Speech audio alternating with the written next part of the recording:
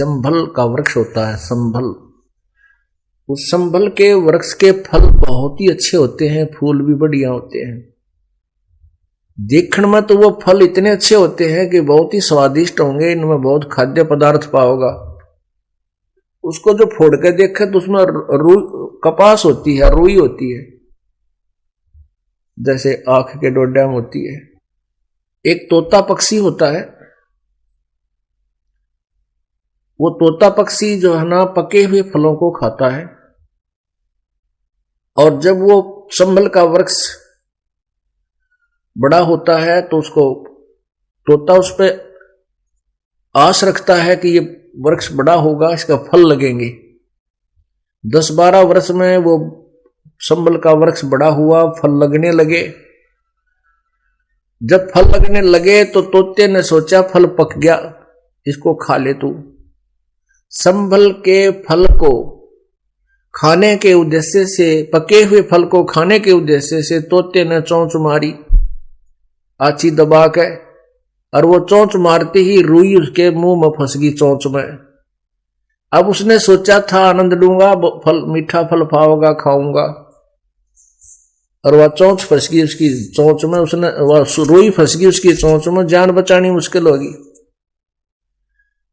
अब हमें क्या बताते हैं परमात्मा कि जिस परिवार की पोषण में इस परिवार रूपी तूने जो पेड़ लाया है, इसके आस में ये सोचता है ये बुजुर्ग, ये व्यक्ति के बुढ़ापे में मनमौज हो जाएगी, बच्चा ने पाल पोस दूंगा, इनकी ब्याह शादी कर दूंगा, और फिर मेरे आराम से ठाठते रहूंगा।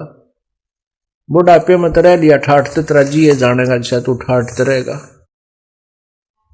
तो ये पहले याद दिलाई जाती है कि बुढ़ापे में कोई सुख का सांस तो नहीं ले सकता, ना तू दान कर सकता, क्योंकि बच्चे सारी संपत्ति पर गिंडली मार के बैठ जाएंगे सांप की तरह, एक चौने नहीं देंगे, मांग के लेनी पड़ेगी, वो भी राजी हो गए दे देंगे, ना नहीं देंगे। और ना फिर तो किधर सफर कर दोगा।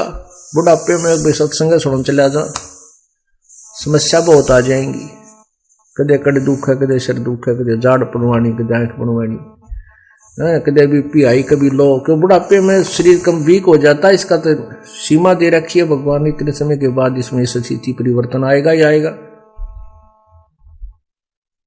तो परमात्मा हमें याद दिलाते हैं कि तू पहले कर जो करना है, ऋण, भक्ति और दान, ये तीनों काम जवान।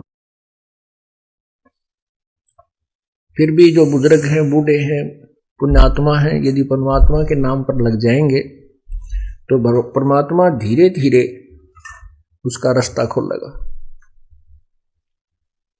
उसके शरीर में भी सुख देगा, उनके बच्चों की बुद्धि में परिवर्तन करेगा, क्योंकि प्रभु प्रबल शक्ति है, वो हर परिवर्तन कर सकता है।